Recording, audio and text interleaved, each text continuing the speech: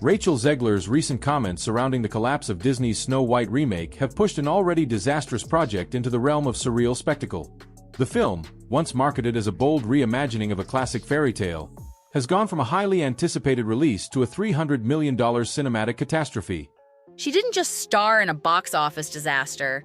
She poured gasoline on the flames and dared the world to watch it burn. Rachel Zegler's latest defense of Snow White isn't just bold, it's baffling. What should have been a quiet retreat after one of Disney's worst-performing films has turned into a bizarre campaign of denial, blame-shifting, and public declarations that are making Hollywood insiders increasingly uneasy. At the center of it all, a young star who refuses to back down, even as the ground crumbles beneath her. And then they couldn't put dwarfs because this is just so typical of the left.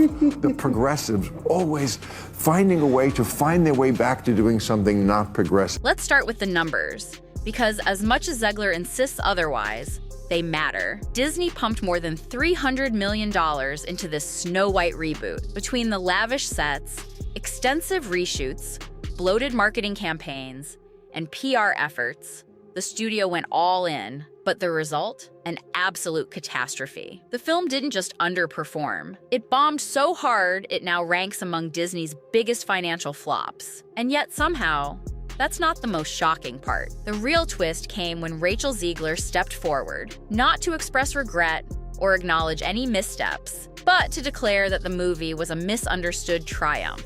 Movie companies are going to look at her and they're going to say box office poison. And a lot of this is due to her behavior leading up to the film's release.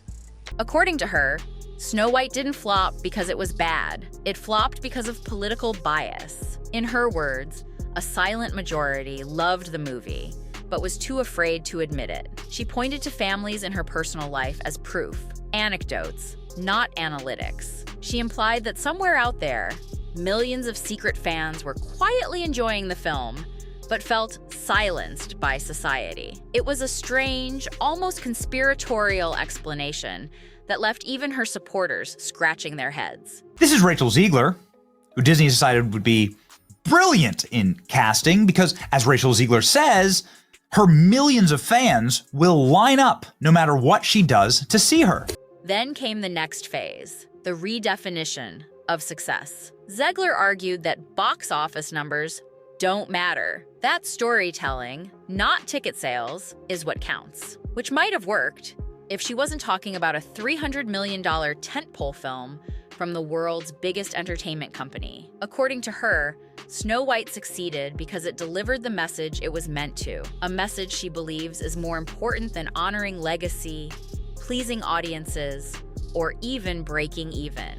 And Disney decided to hire the most insufferable girl boss narcissist that exists on Earth, who hates Snow White. She openly dissed the original fairy tale, mocking the source material and proudly stating that it needed to be rewritten for the modern woman. She said the character of Snow White had to be overhauled to reflect empowerment, not beauty. That Prince Charming was outdated. That fairest of them all was a relic of a less evolved time. And while reinvention isn't necessarily bad, her tone wasn't about evolving the story. It was about replacing it entirely. This is just so typical of the left. The progressives always finding a way to find their way back to doing something not progressive. You'd think the most progressive thing would be get people jobs, and dwarfs want to work. She didn't seem to care about the fans who grew up with the original. In fact, she acted like they were part of the problem. And that's when things really turned. Her interviews took on a tone that many described as arrogant, even hostile. She didn't just defend the changes. She framed anyone who criticized them as regressive, close-minded, or politically motivated. Critics weren't just wrong. They were part of an anti-progress agenda. She said diversity should be the priority in storytelling. The original cartoon came out in 1937, and very evidently so. There's a big focus on her love story with a guy who literally stalks her. Yeah. Weird. Even above plot, character, or coherence. In her mind, DEI isn't just an ingredient. It's the main course. Story comes second. But here's the problem. Audiences didn't reject Snow White because they hate diversity. They rejected it because it felt preachy, disconnected, and hollow. It didn't feel like a fairy tale. It felt like a lecture. And when you spend more time proving a point than telling a story, people notice. I'd say that this is one of Disney's biggest regrets ever. I mean, I checked, we've discussed it before. I checked Rotten Tomatoes, and the score is even lower than the last time we talked. The magic was gone. The message, while well-intentioned, became a barrier between the audience and the film. Meanwhile, Rachel Zegler's career began to feel the consequences. Her star, once rising fast after West Side Story, began to dim. Major studios grew hesitant. PR departments flagged her interviews as unpredictable. Industry whispers grew louder. She was too risky, too polarizing. Her next film, a quiet indie project with a tiny budget and no real promotional push. Look at this acting. That at every premiere and everything I do, people will wait in line to see. No big studio premiere, no gala, just a whisper in a theater near you, if you're lucky.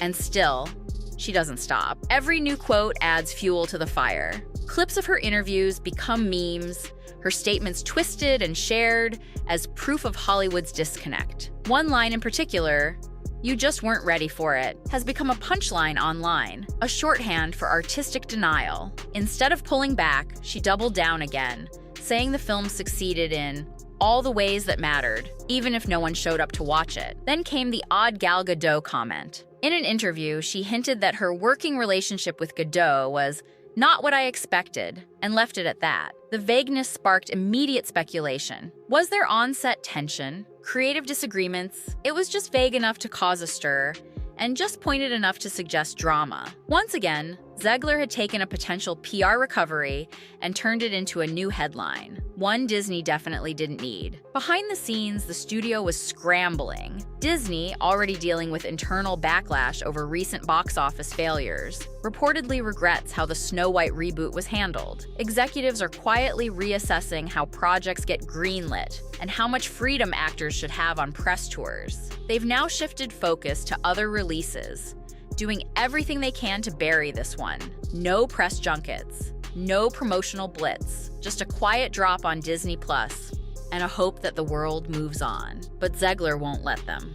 She continues framing the film as a misunderstood masterpiece, a work of art ahead of its time. She says her Snow White was for the modern woman, ignoring the fact that women everywhere had very different reactions. Because modern women aren't a monolith. And changing a character's gender role or moral arc doesn't automatically equal progress, especially if it comes at the expense of coherence, charm, and heart. And while Disney tries to clean up the mess, Zegler keeps making more. Her message may be rooted in progressive ideals, but her delivery has alienated the very audience she claims to champion. Instead of relating, she lectured. Instead of listening, she deflected. And instead of reflecting on the backlash, she went on the offensive. At a time when humility might have salvaged her brand, she chose to escalate. Now studios see her less as a bold voice for change, and more as a liability. Not because she's outspoken, but because she refuses to engage with feedback in good faith. You can't market a movie when the lead actor is at war with the audience. You can't sell a franchise when the star keeps calling the fans ignorant. And Hollywood knows this. That's why Zegler's name is slowly vanishing from big-budget headlines. Insiders say future projects are being retooled,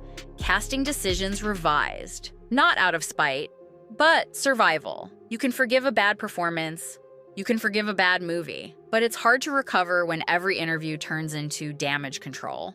In the end, Snow White won't be remembered for its visuals, cast, or reinterpretation. It'll be remembered as a cultural cautionary tale, a moment where a studio ignored its fans, where an actress ignored her critics, and where a fairy tale lost its soul, trying to become a manifesto. It's not the diversity, it's not the politics, it's the arrogance. And unless Zegler learns how to read the room fast, she may find herself not just out of roles, but out of relevance.